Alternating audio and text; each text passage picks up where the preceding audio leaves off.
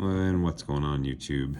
Wanted to do a quick review on a knife in my collection that I just don't take out often enough for as fun as it is to play with.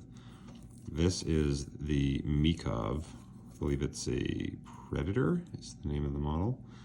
And it's a lever lock, which is a little bit unusual for a side opener switchblade. In order to open this knife, you actually have to lift up this lever, which depending on how big your thumbs are, can be a challenge. Push it up here, push that down, it releases a pin, pulls up this pin right here, out of the blade, lets the blade spring open, and then falls into another hole, which locks it in the open position. Really cool looking knife. Definitely a fighting style knife. Almost has like a dagger blade appearance, but it's really a big swedge. As you can see, starts right here. So no edge there. It doesn't come very sharp from the factory either. Made in the Czech Republic. They make all sorts of different colors, different scales. They're just plastic. But this knife is, I believe, the hardest, fastest opening side opener knife that I have. So to close it in reverse, same thing, push down, pulls up this little pin out of the blade, close it down, and there you go. So this knife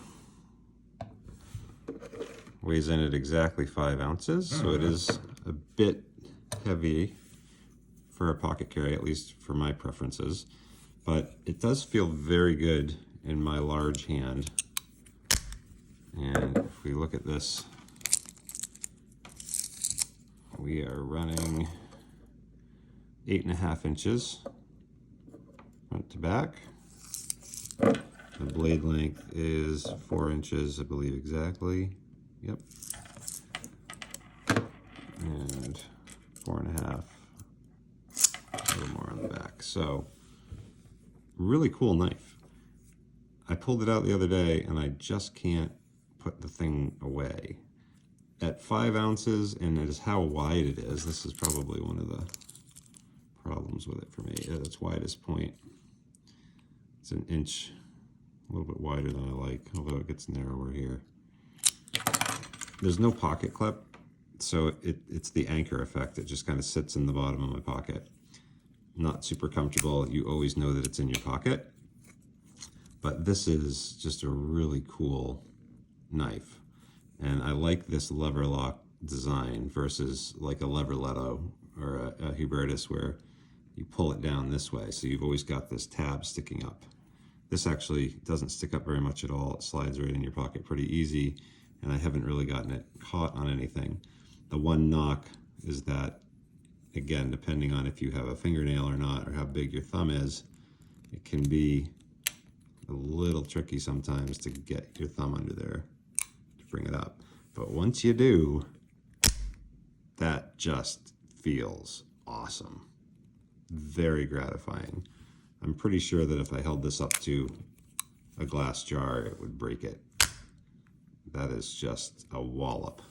So if you're considering this knife, I would say for the fun factor alone, it's worth it. It's a pretty quality build. You won't be able to service it easily because it's all rivets.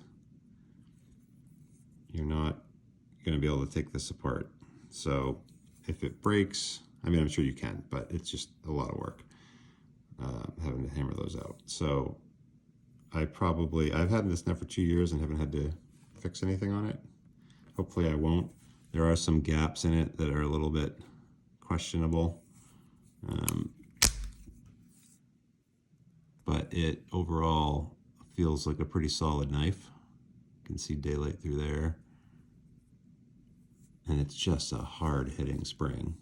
Absolutely super fun. So you have 2 fidget factors because you have this. So you can just sit there and flip that. You know what this makes me think of is like a fighter jet when it flips open that arm missile thing, which is really cool. Flip it open, bam. Cool knife. Definitely worth owning.